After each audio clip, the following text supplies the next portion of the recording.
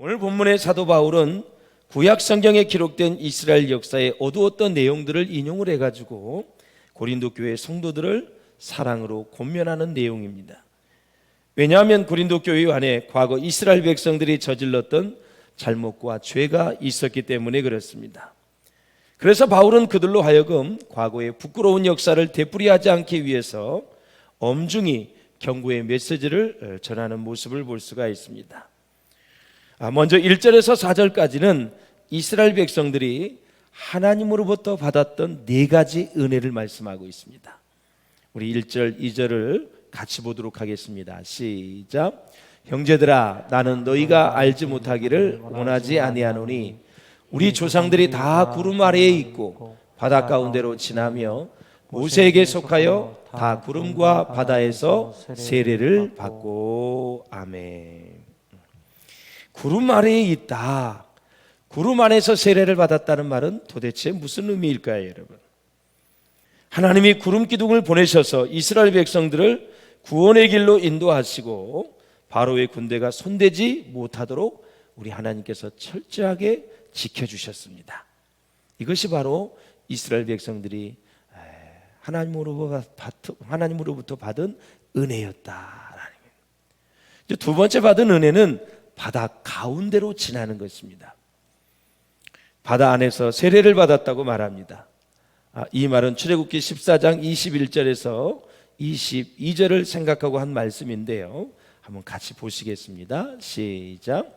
모세가 바다 위로 손을 내밀매 여호와께서 큰 동풍이 밤새도록 바닷물을 물러가게 하시니 물이 갈라져 바다가 마른 땅이 된지라. 이스라엘 자손이 바다 가운데를 육지로 걸어가고 물은 그들의 좌우에 벽이 되니. 아멘. 자, 이스라엘 백성들이 바닷물이 좌우로 갈라지고 바다 한가운데 난 그 길을 걸어간 것은 이제 애굽의 압제로부터 노예의 신분에서 완전히 벗어나 구원받은 것을 말하는 것입니다. 바울은 이 사건을 바다 가운데로 지난다, 바다 안에서 세례를 받았다, 이렇게 말하는 것입니다. 그래서 이 이스라엘 백성들이 바닷길을 건너갈 때에도 하나님께서 놀랍도록 지켜주시고 물이 벽이 되었다. 이거 참 놀라운 기적입니다. 물리학적으로는 물이 벽이 될 수가 없습니다. 물을 이렇게 딱 그러면 퍼지지요. 홍해바다가 제일 깊은 데가 1200m입니다. 얼마나 큰 바다고 깊은 바다인데 그것이 길을 낼다, 그리고 물이 벽이 되어졌다. 참으로 놀라운 기적 중의 기적이죠. 그래서 이스라엘 백성들이 바닷가로 지나갈 때 애굽에서 종 노릇했던 이스라엘 백성들, 죄와 사망의 법에서 갇혀 있었던 이스라엘 백성들, 노예에 있었던 사람들이 하나님이 베풀어 주신 기적, 이제 그것을 지나갈 때 그것을 사도 바울은 세례다, 이렇게 표현을 하는 거죠. 놀라운 해석입니다. 성령이 역사하지 않고는 그렇게 할 수가 없지요. 세 번째 이스라엘 백성들이 받은 은혜는 이스라엘 백성 똑같이 신령한 음식을 먹었다는 것입니다. 자, 만나를 말하는 것인데, 그런데 왜 만나를 신령한 음식이라고 했을까요? 이 신령한을 사실은 정확하게 번역을 하면 영적인 단어로 번역하는 것이 더 자연스러울 수가 있어요. 그래서 이걸 정리하자면 영적인 음식이라는 것, 신령한 음식이라는 것은 영이신 하나님이 기적적인 방법으로 직접 주신 음식이다라는 거죠. 할렐루야. 또 출애굽기 16장 4절에 보면 그때 여호와께서 모세에게 이르시되 보라, 내가 너희를 위하여 하늘에서 양식을 뭐같이? 비같이 내리리니 그랬습니다. 하늘에서 하나님이 주신 양식인데 비같이 내린다, 풍성하게 주신다라는 거죠. 전혀 음식을 구할 수 없는 광야에서 하나님이 직접 내려주시는 음식인 이 만나를 먹고 굶지 않고 생명을 유지하는 은혜를 받았다라는 것입니다. 네 번째 받은 은혜는 다 같이 신령한 음료를 마셨다라는 것입니다. 4절을 보실까요? 시작. 다 같은 신령한 음료를 마셨으니 이는 그들을 따르는 신령한 반석으로부터 마셨음에 그 반석은 곧 그리스도시라. 아멘. 하나님이 직접 주시는 물을 마신 것입니다, 여러분. 이것은 출애굽기 17장 6절과 민수기 20장 7절에서 13절의 그 사건을 말하는 건데, 하나님은 모세가 반석을 쳤을 때 기적적으로 물이 나오게 하십니다. 그래서 이스라엘 백성들로 하여금 풍성하게 맛있게 시원하게 마시게 했습니다. 그런데 좀 어려운 표현이 나옵니다. 그들을 따르는 신령한 반석이라. 참 어려운 표현이에요. 반석이, 돌이 이스라엘 백성들을 따라왔다? 이게 무슨 의미일까요? 문자대로 하면 이렇습니다. 이스라엘 백성이 40년 동안 광야를 행군할 때에 바위덩어리가 이스라엘 백성을 계속하여 따라왔다. 그런 의미입니다. 자, 이 말은 바울이 어떻게 해석을 하냐면, 모세가 반석을 치는 순간에 그 자리에 영으로 임재하여 계시던 예수님이 기적을 일으켰다. 그래서 반석으로부터 물이 콸콸 솟아나오도록 해결해 주시는 그 광경을 머릿속에 생생하게 기르면서 생각을 하면서 뭐라 그랬어요? 바로 다음 구절에 이 반석을 뭐라 그러냐면 곧 예수 그리스도다, 이렇게 얘기를 하는 거예요. 반석이 예수 그리스도. 어떻게 돌이 여러분 그리스도가 될 수가 있을까요? 그 모세가 반석을 칠 때에 예수님이 물이 나오게 하셨기 때문에 물이 나온 것이잖아요. 그래서 나중에 이 세월이 흐른 뒤에 이스라엘 백성들은 이 일을 참 신기하게 생각을 했습니다. 그렇다면 모세가 어떻게 알고 물이 나올 만한 반석을 찾아갔을까? 이게 맞을까요, 여러분? 모세가 물이 나올 만한 곳을 다 찾아다녔고 물이 나올 만한 반석을, 바위를 찾아다녔을까요? 그게 아니다라는 것입니다. 바울은 이 말씀을 깊이 묵상하는 가운데 모세가 물이 나오는 것을 알아서 이스라엘 백성을 데리고 간 것이 아니라 바로 이스라엘 백성이 가는 곳에는 땅속 저 깊은 곳에서 물이 따라가고 있었다라는 것입니다. 이스라엘 백성이 가는 곳에 구름 기둥과 불 기둥이 같이 움직였듯이 보이는 육안으로는 불 기둥, 구름 기둥이 보였고 밑에는, 지하에는 이스라엘 백성이 가는 곳에 땅 속에 있는 물이 계속 이스라엘 백성을 따라다녔다. 그러면서 뭐라 그러냐면 그 반석은 곧 그리스도시라. 그래서 여러분, 이 바울이 그렇게 해석을 하고 정리를 하는 것은 이것을 구약을 신약화하는 것이다. 중요한 신학적 과정이다. 구약의 말씀이 예수님을 통해서 성취된 것을, 구약의 일들이 예수님에 의해서 만들어지고 완전히 기적이 만들어진 것을 구약을 신약화하는 것이다. 모든 말씀을 완성한 분이 예수님, 율법을 사랑으로 완성하신 분이 예수님이십니다. 그래서 반석이 물이 나올 때 예수님이 곁에서 물이 나올 수 있도록 역사하고 기적을 베풀어 주셨다라는 것입니다. 이스라엘 백성은 모르고 있었지만 주님은 이스라엘 백성이 어디로 가든지 그들과 함께 가셨고 그들보다 먼저 가서 기다리고 계셨던 것입니다. 이렇게 하나님이 선택하고 구원하신 이스라엘 백성들이 여러분 얼마나 대단한 사람들입니까? 정말 대단하죠. 그들이 이동하는 곳에는 이미 땅속 깊은 곳에서 물이 따라가고 있었습니다. 그들이 가는 곳에 바위가 모두가 다 수도꼭지였다는 사실입니다.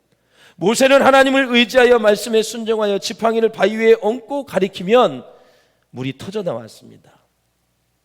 그래서 물이 계속 따라올 때에, 그래서 다 모세가 지팡이를 하나님을 의지하여 순종하는 마음으로, 믿음으로 탁 가리켰을 때 바위에서 물이 터졌다. 그러므로 사랑하는 여러분, 이스라엘 백성들이 살 길은 무엇일까요? 그렇다면 그 광야 생활에서 지금 다 이제 보셨어요. 은혜 베풀어 준 것을. 그들이 살 길은 무엇일까요? 그냥 모세만 잘 따라가면 되는 거예요. 모세가 하나님으로부터 받은 말씀을 그대로 순종하면 모든 애굽에서 있었던 일을 잊어버리고 죽기 살기로 믿음을 가지고 따라가는 것이 그들이 살 길이었다라는 사실이에요. 할렐루야. 만나 매일 주시지. 모세가 손을 탁 지팡이를 들어서 탁 대면은 물이 터져 나오지. 불기둥 구름기둥을 하나님이 계속 따라다니지. 신발이 헤어지지 아니하도록, 옷이 여러분 저기 부족하지 아니하도록 하나님이 다 입혀주시고 신발까지 다 만들어 베풀어 주셨어요. 부족함이 없는 것이죠. 그런데 안타깝게도 이스라엘 백성들이 하나님의 은혜를 잊어버리고 하나님을 실망시켰습니다. 그래서 많은 사람이 광야에서 심판을 받고 죽게 되었는데, 한번 5절을 같이 보시겠습니다. 시작. 그러나 그들의 다수를 하나님이 기뻐하지 아니하셨으므로 그들이 광야에서 멸망을 받았느니라. 아멘. 여기 다수는 누구를 얘기할까요? 갈렙과 여호수아를 뺀 애굽에서 나온 1세대를 말하는 것입니다. 다 죽었습니다. 광야에서 출산한 2세대가 있습니다. 그 세대가 가나안 땅에 들어간 것이죠. 그래서 그들은 멸망을 받았는데, 그렇다면 그들이 저지른 악행은 무엇이었을까? 첫째는 우상 숭배였다. 모세가 십계명을 받으러 시내산에 올라갔는데 40일 동안 내려오지 않으니까 모세는 죽었다 생각을 하고, 백성들이 아론을 여러분 계속 해위해서 금송아지를 만들어 놓고, 그 금송아지가 애굽에서 우리를 인도했다라고 생각을 하고 그들이 노래 부르고 찬양을 하고 그랬단 말이죠. 결국 모세가 내려와서 금송아지를 다 부숴버리죠. 두 번째는 간음이었습니다. 시팀에서 모압 여대들이 유혹을 했습니다. 그래서 단체적으로 이스라엘 백성 단체적으로 모압 여자들과 음행을 행할 때 그때 23,000명이 온역으로 죽음을 당했죠. 그래서 간음에 대해서 칼바르트는 이런 정의를 합니다. 간음이란 뭐냐? 정신적 사랑이 수반하지 아니한 성행위를 말한다. 그렇게 얘기했어요. 세 번째는 주님을 시험했습니다. 먹을 것도 없고 물도 없다는 이유로 모세에게 항의하고 다투었다가 그들이 엄청난 인원이 뱀에 물려 죽었습니다. 자, 먹을 것이 왜 없어요? 만나 주셨잖아요. 마실 것이 왜 없어요? 물을 주셨잖아요. 불기둥 구름기둥으로 다 지켜주셨잖아요.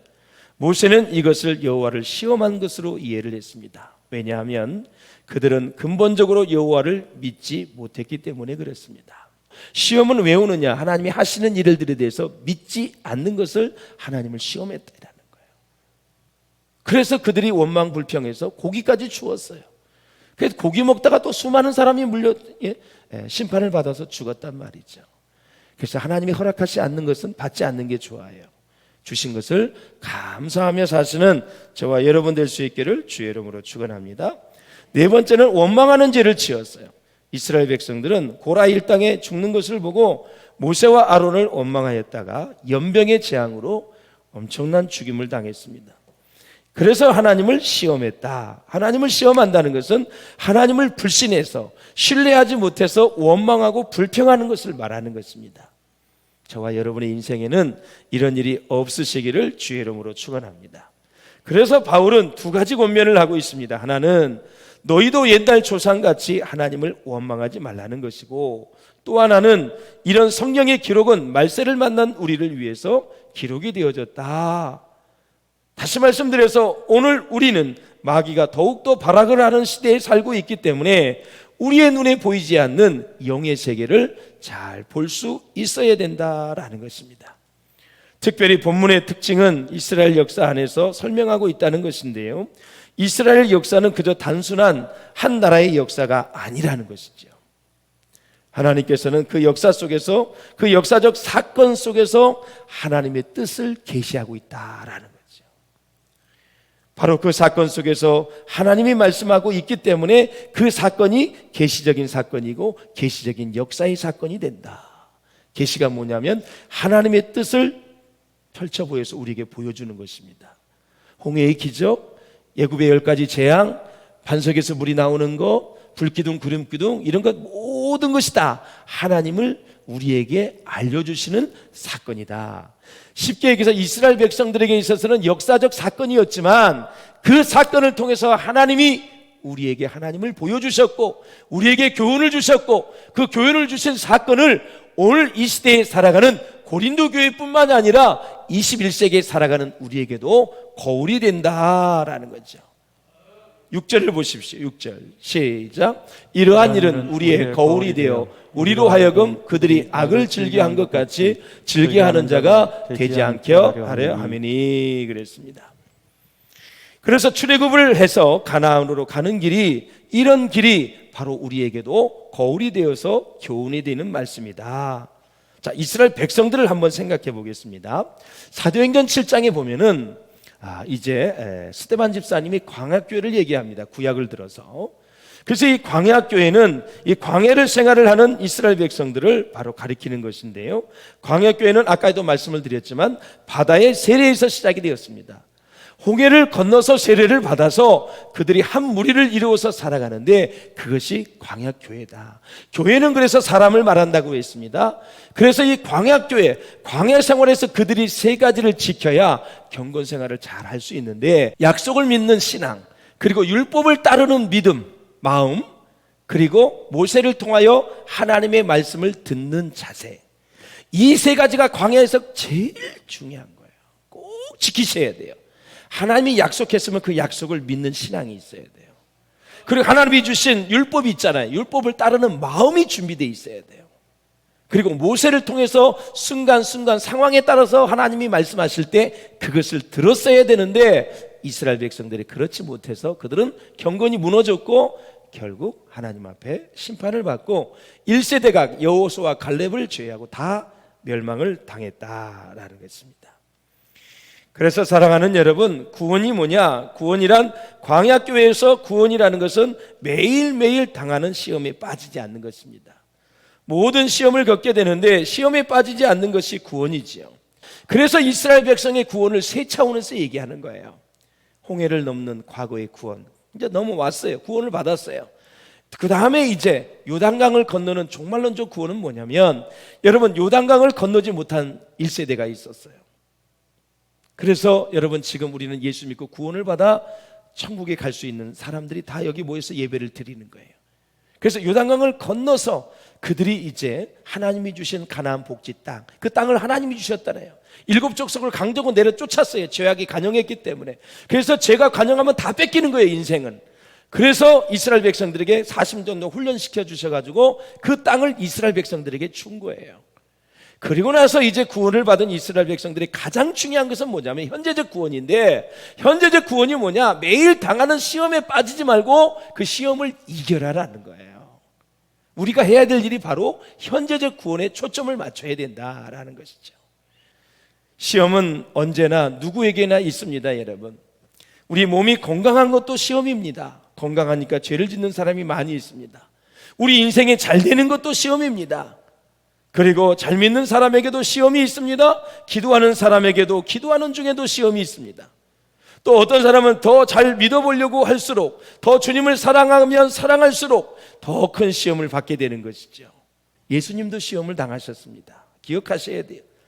죄가 없다고 시험이 없습니까, 여러분? 기도 많이 한다고 시험이 없습니까? 내 영혼이 깨끗하다고 시험이 없습니까? 그 자체, 그 생각이 벌써 영적 시험에 들은 것입니다, 여러분. 사랑하는 여러분, 시험은 이기면 되는 것입니다. 그래서 정리를 하자면, 시험이 올 때에 믿음을 가지고 대하면 시련이 됩니다. 시험이 올 때 믿음 없이 대하면 진짜 시험에 빠집니다. 그래서 믿음을 가지고 대하면 시련이 되는데, 이 시련이 오래오래 갈수록 우리의 인내가 계속 훈련되어지는 거예요. 그리고 인내가 훈련되어질 쯤에 하나님 보실 때 그 시험이 끝나버리고 마는 거예요. 그래서 시험이 오면 믿음으로 받아치면 그게 시련으로 바뀌어져요. 문제가 있을 때 그것을 기도 제목으로 바꾸면 하나님이 해결해 주시는 것처럼 믿음으로 받으면 그것이 시련이 되는 거예요.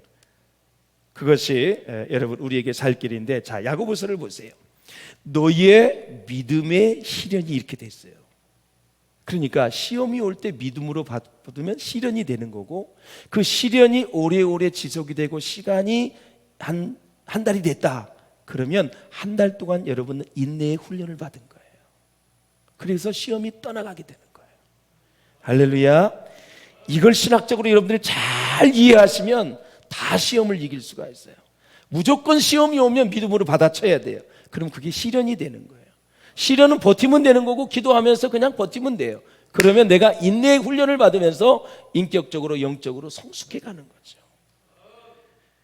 그래서 말씀드리자면 모든 시험의 초점은 믿음에 있습니다. 시험을 통해서 믿음이 커지기도 하고 시험에 넘어지면 믿음이 없어지기도 합니다. 마귀가 시험을 거는 것은 그 목적이 믿음을 떨어뜨리기 위함입니다.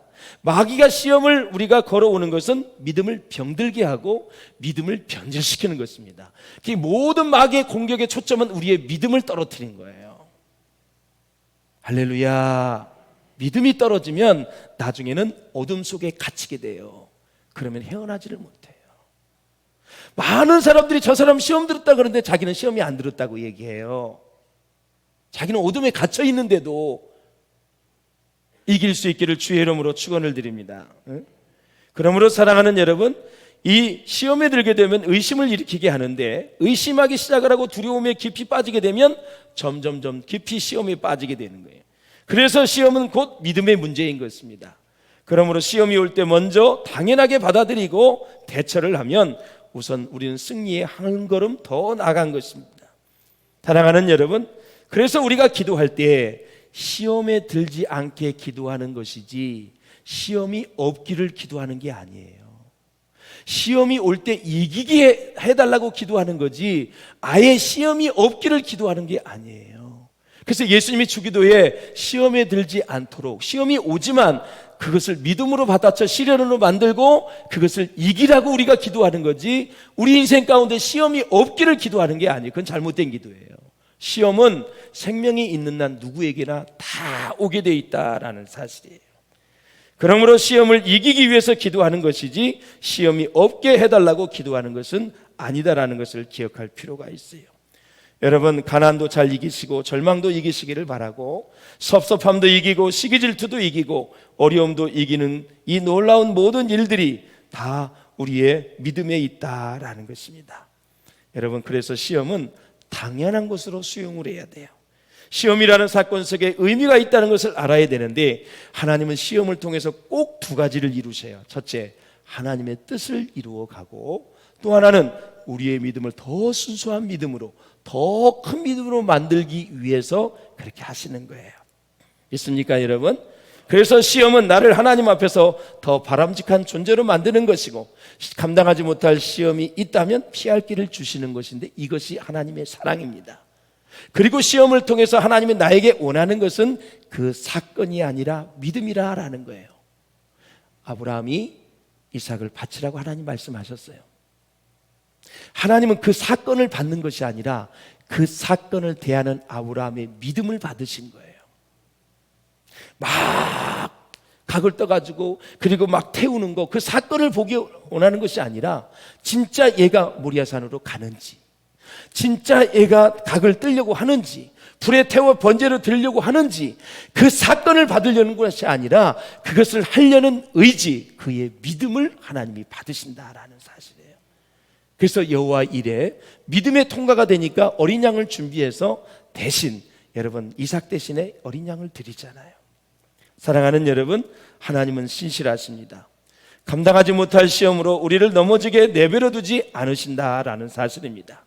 그러므로 현재 행여나 잘못에 빠져 있더라도 겸손하게 말씀을 들고 빨리 돌이켜 하나님 앞에 나아간다면 우리는 승리하게 될 줄로 믿습니다. 그러므로 신앙 연륜이 깊어지고 성숙해져서 죄냐 아니냐를 따지는 초보적인 단계에서 벗어나 정말 이것이 영혼 구원에 도움이 되느냐 안 되느냐를 판단하는 적극적인 신앙의 윤리를 가지고 죄를 이기고 시험을 잘 감당하셔서 매사에 승리하시고 그 시험을 통해서 고난 뒤에 숨어있는 그 축복을 기대하면서 오늘도 우리는 믿음으로 승리하는 저와 여러분 될 수 있기를 주의 이름으로 축원합니다.